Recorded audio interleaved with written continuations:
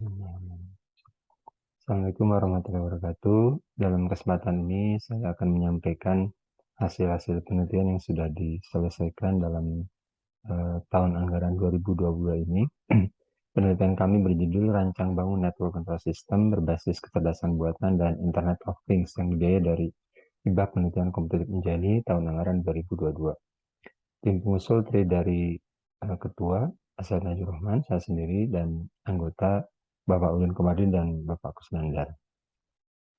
Penelitian kami itu dimotivasi karena kondisi saat ini hampir semua infrastruktur dan sistem layanan masyarakat itu terkoneksi dalam satu hubungan antar unit yang saling berinteraksi.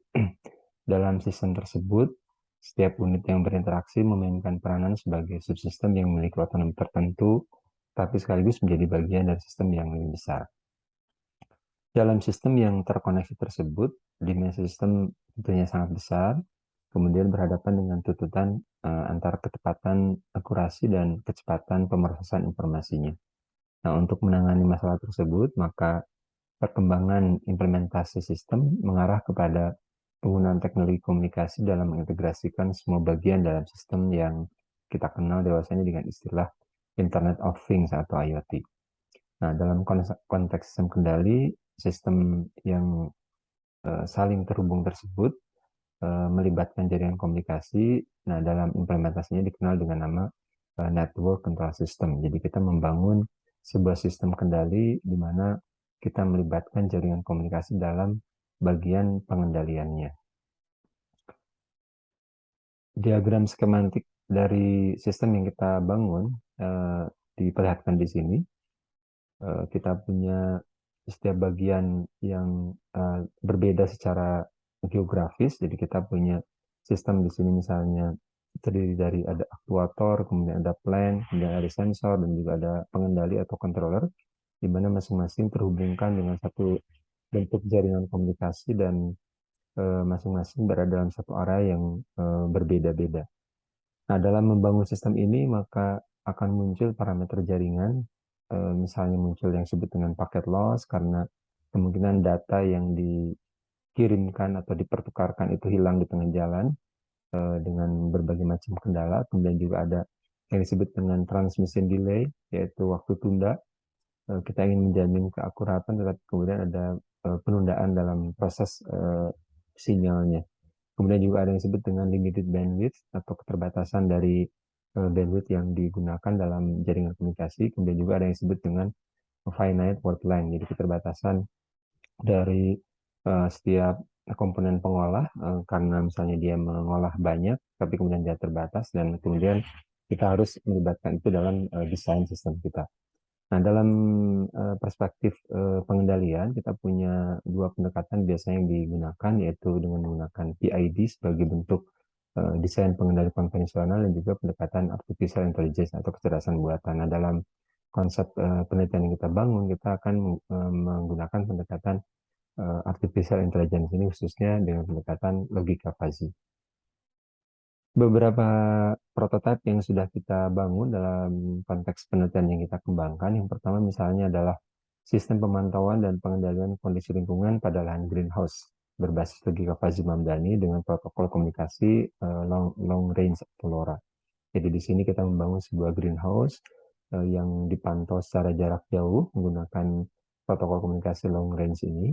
Di sini diperlihatkan pengendalinya kita gunakan ESP32, jadi kita instalasi metode kendali kecerdasan buatan di dalam ESP32 ini. Ada beberapa sensor yang terlibat, di sini misalnya sensor cahaya, sensor kelembaban, yang dimana mereka masing-masing mengirimkan informasi tentang kondisi cahaya dan juga kelembaban ke dalam sistem, dan kemudian nanti sistem keadaan tersebut dipantau dalam secara jarak jauh. Jadi dia akan dikirim, kemudian di sisi pengguna kita bisa meretrieve atau melihat bagaimana kondisi dari greenhouse ini. Kemudian pengendalian yang menggunakan pendekatan kecerdasan buatan yang disebut dengan logika fuzzy Mamdani. Jadi logika fuzzy ini kita terapkan di pengendali SP32 ini. Kita lihat di sini adalah prototipenya, kemudian di sebelah kanan adalah gambar bagaimana kita bisa memantau semua kondisi dari eh, greenhouse ini secara jarak jauh karena semua data itu di broadcast atau dikirim dan tersimpan dalam sebuah website yang dibangun khusus untuk sistem ini. Kemudian yang kedua prototipe yang dibangun dalam konteks penelitian yang kita kembangkan itu adalah perancangan dan implementasi dari vehicle speed recorder. Jadi eh, sistem penyimpan data kecepatan di sini menggunakan GPS tracker dan juga menggunakan platform dari Internet of Things yang disebut dengan Adafruit. Jadi di sini prototipe yang kita bangun kita simpan di dashboard kendaraan. Kemudian kendaraan ini berjalan dan setiap saat eh, data dari kecepatan kendaraan ini akan terrecord karena ini akan dikirimkan atau ditransmisikan ke dalam sistem yang disimpan di sini.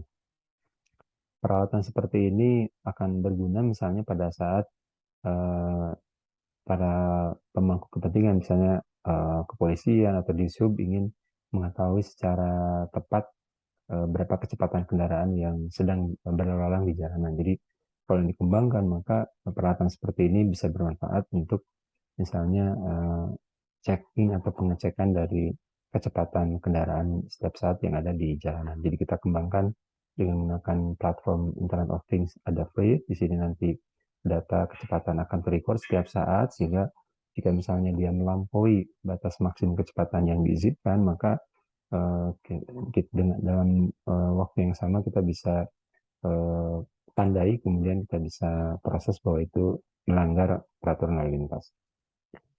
Kemudian sistem yang ketiga yang kita bangun adalah sistem kendali kandang ayam closed house berbasis logika fuzzy menggunakan Node MCU SP8266 dan platform Internet of Things. Jadi di sini kita bangun sebuah sistem yang bisa mendeteksi keadaan kandang ayam dari sisi suhu dan kemudian kelembabannya secara jarak jauh. Kemudian pada saat terjadi data anomali, misalnya terjadi suhu yang berlebih atau kelembaban yang berbeda, maka sistem mengendalikan dan proses pengendaliannya berbasis logika fuzzy.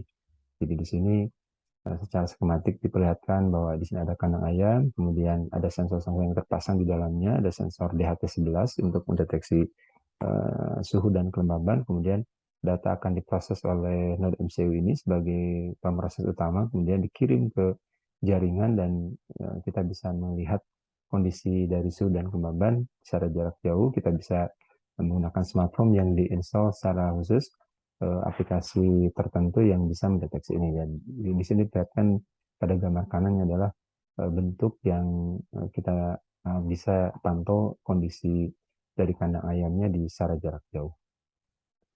Kemudian yang ketiga adalah yang berikutnya adalah prototipe pengendali dengan skala sudah dengan teknik program. Jadi ini sebetulnya support system yang kita kembangkan agar dalam pelaksanaan atau dalam proses implementasinya sumber daya yang kita gunakan itu akan diperoleh dari matahari atau dengan menggunakan pembangkit listrik tenaga matahari. Jadi di sini kita kembangkan proses tersebut dan di sini kita gunakan teknik pulse width modulation untuk membuat supaya efisiensi dari proses uh, pengubahan dari tenaga matahari ke dalam bentuk tegangan listriknya menjadi lebih tinggi.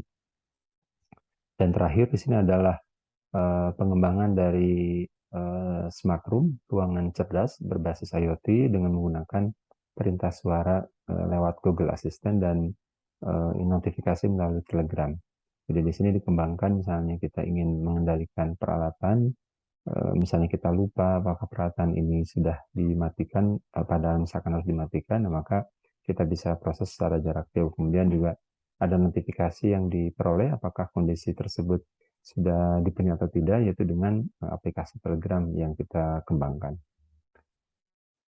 Dan sampai saat ini, luaran dan capaian yang sudah kita peroleh dari penelitian ini diberikan dalam daftar seperti yang ditunjukkan di sini. Jadi ada 4 makalah yang sudah kita presentasikan di seminar internasional dan 3 sudah terindeks di IEEE Explorer dan juga sudah terindeks Scopus. Kemudian ada satu yang sudah kita kirimkan, yang baru kita kirimkan, dan mudah-mudahan kita bisa presentasikan di akhir tahun ini.